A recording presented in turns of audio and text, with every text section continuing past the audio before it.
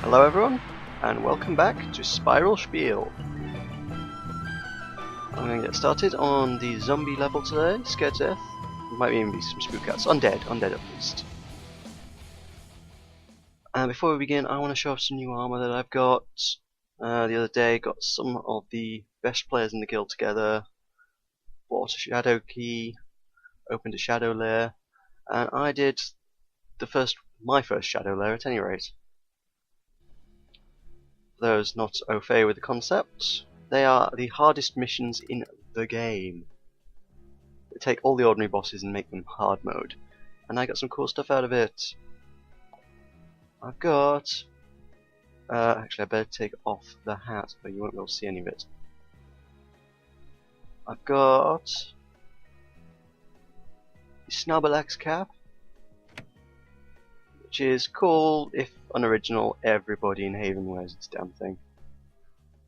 The one I made because I really like it is this one. It's got a metal halo. Looks awesome.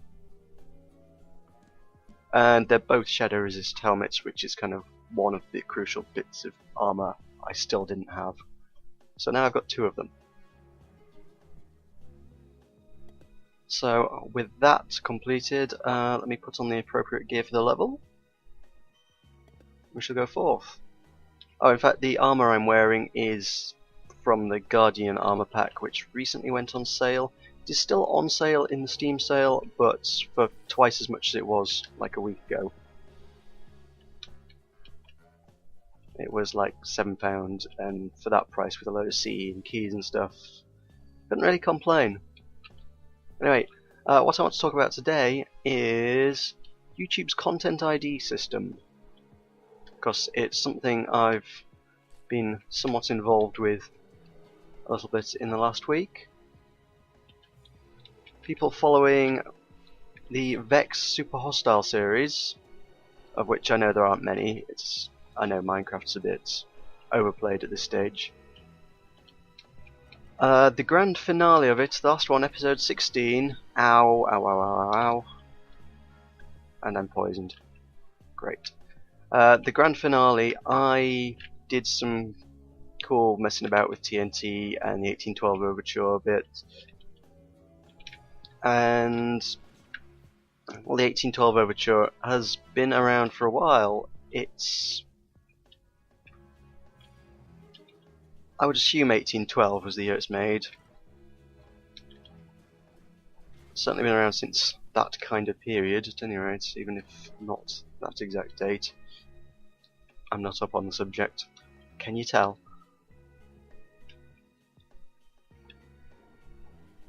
So yeah, that work is now in the public domain simply because it's so old.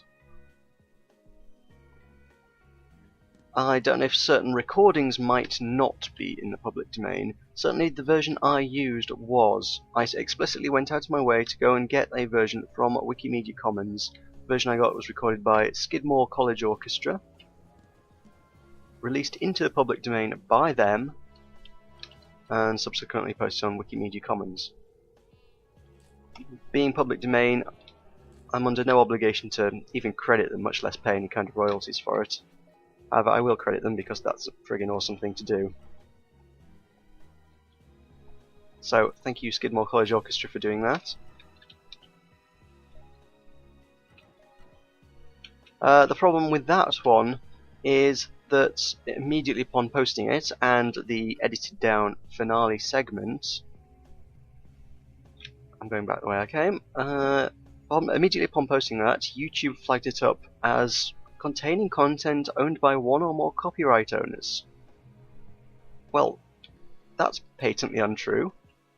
The works used within it are my usual theme tune, which is Pirate Shout, which is an OC remix and therefore Creative Commons licensed work, Incompetech, Kevin MacLeod's stuff, and Skidmore College Orchestra's recording of the 1812 Overture. All of which are completely free to use for non-commercial works, and indeed in the case of the 1812 Overture, even for commercial works. And since I don't have any adverts on this channel yet, this is non-commercial. If you get successful, that might change. I don't know how I would deal with the particular issue of going back and changing licenses. That's a bridge I'll cross when I get to it.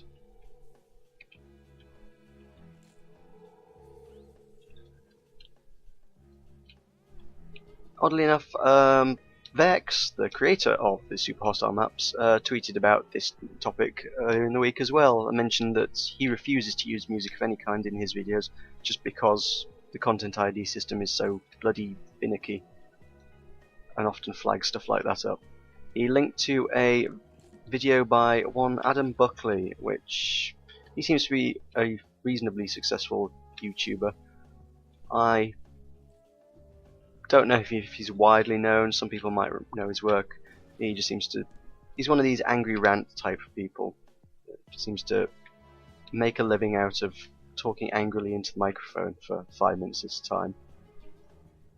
Which is alright if you can do it. So yeah, he also does musical reviews, which, under the law, you're allowed to sample music to include in a review. So he's perfectly within his rights to do so, and he's been stung by the YouTube's Content ID system on a number of occasions. And the way you have to fight it is, as soon as it's flagged, you can put in a complaint. You can contest it, saying, I'm allowed to use this music, you don't get to block my content in Germany. For whatever reason, Germany doesn't like that sort of thing. And stick adverts on my videos, which is what they're allowed to do if they own the content that's in your video. At that point, the arbitration goes to the content owners for some inexplicable reason. If you say, I'm allowed to use this content, the people whose content... the people who are claiming ownership of the content then get to say, actually, yeah, you're right, that's fine, carry on, or no, we really do own this, we're going to keep screwing you over. Let's put it bluntly. Sometime around the time I started working on YouTube, as it were, should be end of August, start of September time, I found out YouTube implemented a change to the system, which, even if it at that time wasn't something that affected me, it was nice to know. You can then essentially contest the contest. If they turn around and say, no, we definitely do still own this content, you're lying, you can turn around again, which is getting a bit silly at this stage, it's all back and forth, and say, no, I definitely do have the rights to post this. I'm uncertain as to who the arbitration goes to at that stage. No one seems to have a good answer for that one. It could well be the same bloody guys again, at which point the system's completely ridiculous, because of course they're likely to say no again, because why wouldn't they? If they've already denied your claim once, what reason would they have for allowing you it a second time? Perhaps beyond that it steps up to legal action.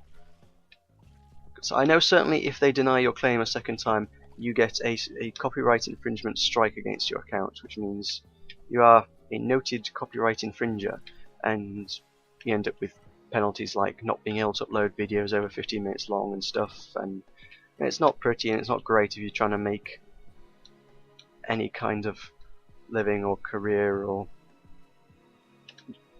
business out of working on YouTube, as a great many people do. So it's not kind of something you don't want to happen. So it almost feels like at that stage you're kind of gambling on it. Oh, not a candlestick keep level, I hate those. I think the second half of the level is always one, so it's guaranteed.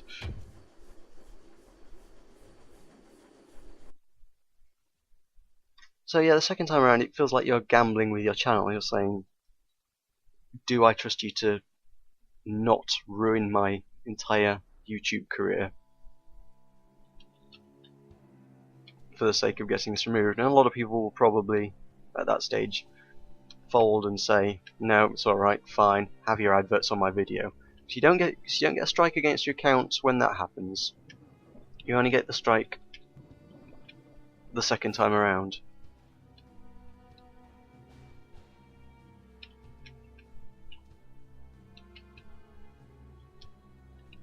Which, on the whole, the system is that's a fundamentally flawed system. Surely YouTube could find some sort of third-party arbitrator. Surely they should be doing it themselves, quite frankly. If they're going to try and implement that kind of system, they need to be in charge of saying what goes and what doesn't go. Not the people who stand to profit most from your work. Fire!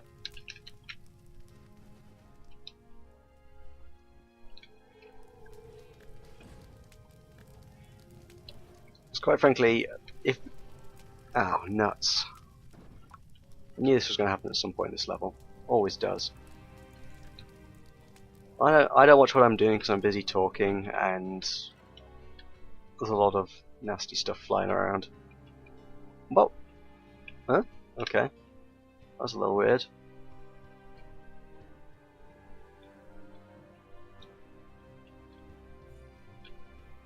So where was I? Yeah, there needs to be a third-party arbitrator because the so-called content owners have absolutely no incentive to release your claim and allow you to use the content, and everything to gain, which is to say ad revenue, from denying it.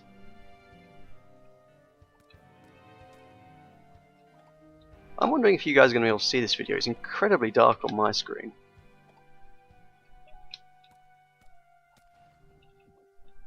It's alright, you can see the characters and you can see the light bits. That's all you needed, right? You aren't interested in seeing the rest of the game.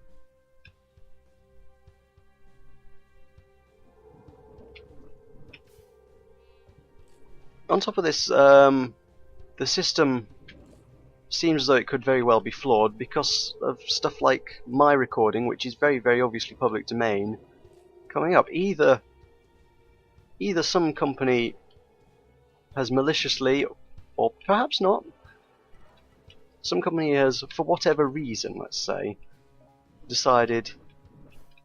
Oh, Mr. Key, where have I missed a key?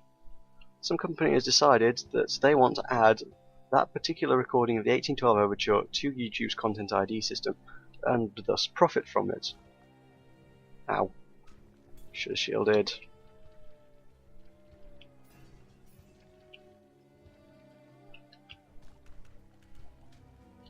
Either that, or YouTube's Content ID system can't distinguish one recording from another. All 1812 overtures sound exactly the same to YouTube. Which is a possibility. As sophisticated as the technology is, and it is, I mean, good God, being able to recognize people's music on their recording is a pretty impressive bit of work. It's still not going to be perfect. Ah, shit, I need fire. Where's fire? Oh, help me! Help me, Jeebus! Oh, no! There needs to be fire on both sides so you don't run the wrong way on that bit. You can get up as well, come on.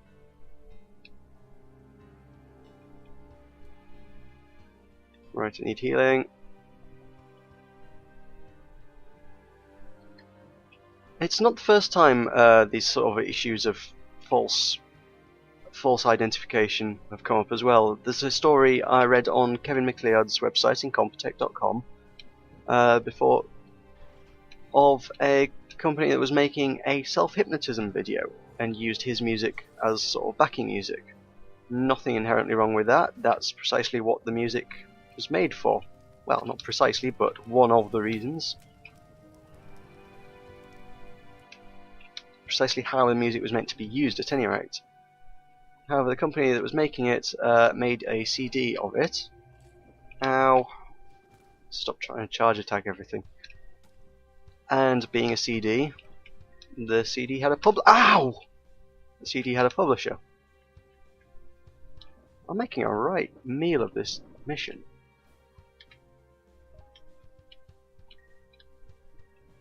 And the CD, doing what they did, being a publisher, added what they decided was their works. Technically, I suppose it was. They published it to YouTube's Content ID system. In the process, adding Kevin's work to it. Thus, adding his freely available work to the Content ID system, flagging every video that used that particular song of his, and presumably there were numerous, to have ads slapped on it in the name of that publisher.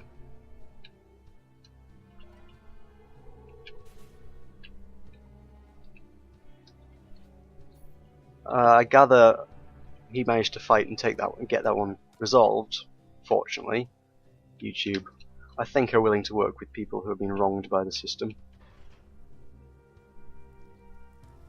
But it's something that would be nice if you could stop that sort of thing happening, because it's not ideal.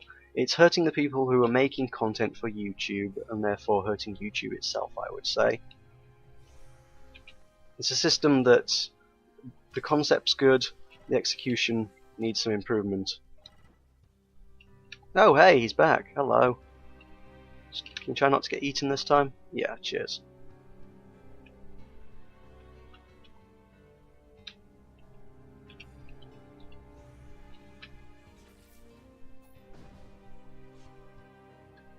So yeah, well, like I say, when all's said and done, I think ultimately some companies are better than others. I mean, I gather some companies are quite happy to fold when you make a claim and say, oh, actually, yeah, you're right. Others may end up just screwing you over just because they want to be dicks about it. And I think the only way to really proceed from there is, honestly, it's going to be like a legal claim. You're going to have to take it to a court. Have an actual arbiter, in the case of a judge or jury or what have you, make the decision. It shouldn't have to go that far, but some companies, unfortunately, in the name of greed, which is really all it is, let's be honest, are willing to make you push it. Are willing to push it that far.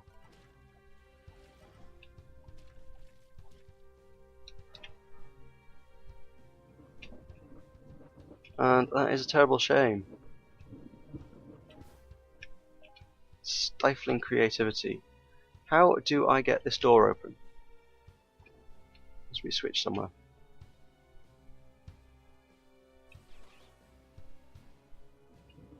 Ah, there's another bit down here. Ah.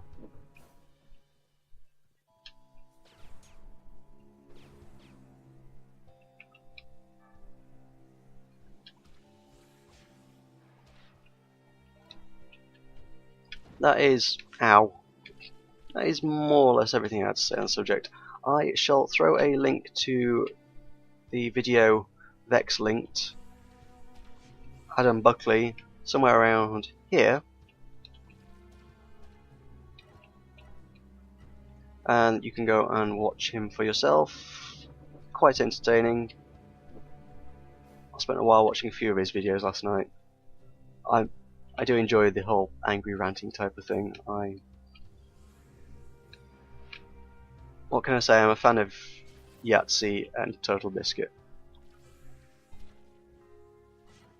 That kind of thing entertains me.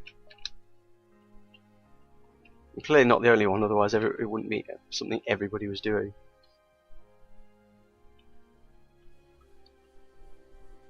So yeah, I'm slightly concerned I might have to take the same stance as Vex and just not use music, because it's getting to be a bit too risky. Incompetech is so widely used, and it seems like he's willing to fight your corner if it comes to it. So seems like maybe that's a fairly safe one to use. Total Biscuit routinely uses OC Remix music, so OC Remix seems to be a pretty safe bet as well. Outside of that, using music just seems to be playing with fire, and I don't think it's worth the risk. So, when all said and done, thanks for watching. I'll see you later.